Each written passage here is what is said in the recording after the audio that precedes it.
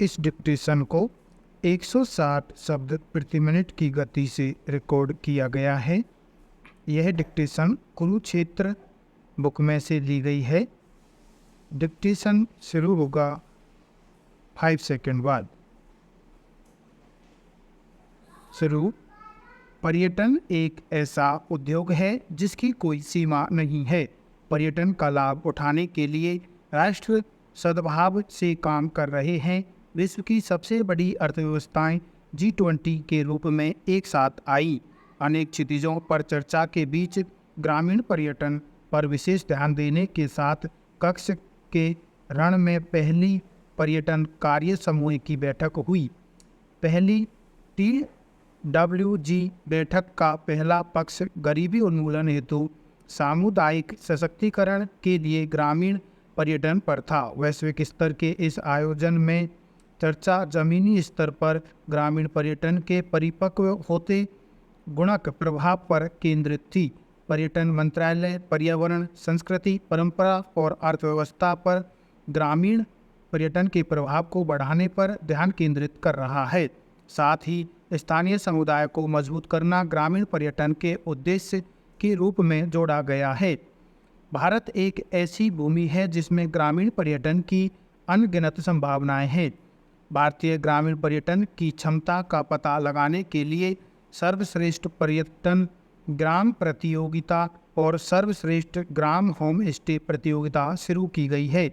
सर्वश्रेष्ठ पर्यटन ग्राम प्रतियोगिता के पहले संस्करण में 31 राज्यों और केंद्र शासित प्रदेशों के 315 जिलों से कुल 795 गांवों ने आवेदन दायर किए थे, जिनमें से 33 गांवों को भारत के सर्वश्रेष्ठ पर्यटन गांवों के रूप में मान्यता दी गई थी। मान्यता प्राप्त 35 गांवों का कई दृष्टिकोणों से विश्लेषण किया गया और इन गांवों में से सर्वोत्तम प्रथाओं और मॉडलों को तैयार किया गया, जिन्हें मौजूदा मॉडलों की प्रतिकृति और गांवों के विकास के लिए बाकी गांवों के साथ साझा किया जाएगा। सर्वश्रेष्ठ पर्यटन ग्राम प्रतियोगिता के वर्तमान संस्करण सर्वश्रेष्ठ पर्यटन ग्राम प्रतियोगिता 2024 हेतु कुल 991 आवेदन और सर्वश्रेष्ठ ग्रामीण होम स्टे प्रतियोगिता 2024 के लिए 802 आवेदन प्राप्त हुए हैं। ग्रामीण पर्यटन स्थलों की पहचान करने और दुनिया को भारतीय ग्रामीण पर्यटन के बारे में जागरूक करने की ग्रामीण पर्यटन के लिए एक समर्पित वेबसाइट लॉन्च की गई है। यह वेबसाइट भारत के ग्रामीण पर्यटन की क्षमता को प्रदर्शित करने के लिए विकसित की गई है। वेबसाइट में भारत के ग्रामीण पर्यटन स्थलों, भारत में ग्रामीण होम स्टे, ग्रामीण पर्यटन के लिए सरकार और उद्योग की पहल आदि के बारे में जानकारी है। वेबसाइट ग्रामीण पर्यटन के लिए एक भारतीय विश्वकोश के रूप में कार्य करेगी और सरकार, हितधारकों, समुदायों और पर्यटकों के बीच संतुलित स्थापन करने का भी काम करेगी। ग्रामीण पर्यटन विकास को संयुक्त राष्ट्र पर्यटन से प्राप्त अंतर्राष्ट्रीय प्रशंसा से बल मिला है। तेलंगाना राज्य के पोचमपल्ली गांव को वर्ष 2021 में UNWTO के सर्वश्रेष्ठ पर्यटन गांव के रूप में मान्यता दी गई है। पोचमपल्ली बुनकरों का एक छोटा सा गांव है जो एकत्र डिजाइन से सजे प्रसिद्ध पोचमपल्ली रेशम के लिए जाना जाता है। यह गांव ग्रामीण पर्यटन और उसके विकास के सामुदायिक भागीदारी के बेहतरीन मॉडलों में से एक को प्रदर्शित करता है। वर्ष 2023 में गुजरात राज्य के धोरडों को UNWTO सर्वश्रेष्ठ पर्यटन गांव के रूप में मान्यता दी गई थी। धोरडों गांव व्यापार, रोजगार सृजन, निवेश, ढांचागत विकास, सामाजिक समावेश आदि को प्रभावित करने वाले प्रमुख आर्थिक चालक के रूप में पर्यटन को शामिल करने का आदर्श उदाहरण प्रस्तुत करता है। साथ ही UNWTO के सर्वश्रेष्ठ पर्यटन गांव के रूप में धोरडो की मान्यता पर्यावरण जागरूक जीवन और सतत पर्यटन को बढ़ावा देने में धोरडो की प्रतिबद्धता का प्रमाण है। खुनामा, नागालैंड और मंडला मध्य प्रदेश को UNWTO के उन्नयन कार्यक्रम के तहत पहचान मिली थी। इन गांवों को क्रमशः वर्ष 2022 और 2023 में पहचान मिली थी। उन्नयन कार्यक्रम के तहत इन गांवों में सुधार की गुंजाइश के साथ सर्वश्रेष्ठ पर्यटन गांव बनने की क्षमता की पहचान की गई थी। भारत का तथा कथित आखिरी गांव ग्रामीण गांव आखिरी गांव नहीं बल्कि भारत का पहला गांव है। इसी दृष्टि से भारत सरकार द्वारा देश के सीमावर्ती गांवों के लिए वाइब्रेंट विलेज कार्यक्रम शुरू किया गया। इन गांवों में दृढ़ निश्चयी वर्ग के लोग रहते हैं जो अपनी जीवन शैली को बनाए रखने के लिए कड़ी मेहनत करते हैं। स्थानीय लोगों की आजीविका खेती, मवेशी पालन और अन्य पारंपरिक नौकरियों पर आधारित है। भारत सरकार ने सीमावर्ती समुदायों के जीवन स्तर को ऊपर उठाने, बुनियादी ढांचे को उन्नत करने, स्वास्थ्य देखभाल और शिक्षा तक पहुंच बढ़ाने और आर्थिक विकास को बढ़ावा देने के लिए कई विकास कार्यक्रम और प्रयास किए हैं। विकास के बुनियादी क्षेत्र हैं सभी मौसम में चालू सड़कें, पीने का पानी, बिजली, सौर और पवन ऊर्जा पर विशेष ध्यान दिया जाना और इंटरनेट कनेक्टिविटी, पर्यटक केंद्र, बहुउद्देशीय केंद्र और स्वास्थ्य एवं कल्याण केंद्र। ग्रामीण पर्यटन को की क्षमता बढ़ाने और स्थायी आजीविका सुनिश्चित करने के लिए भारत सरकार राष्ट्रीय, राज्य और क्लस्टर स्तरों पर क्षमता निर्माण संसाधन केंद्र स्थापित करने का लक्ष्य लेकर चल रही है।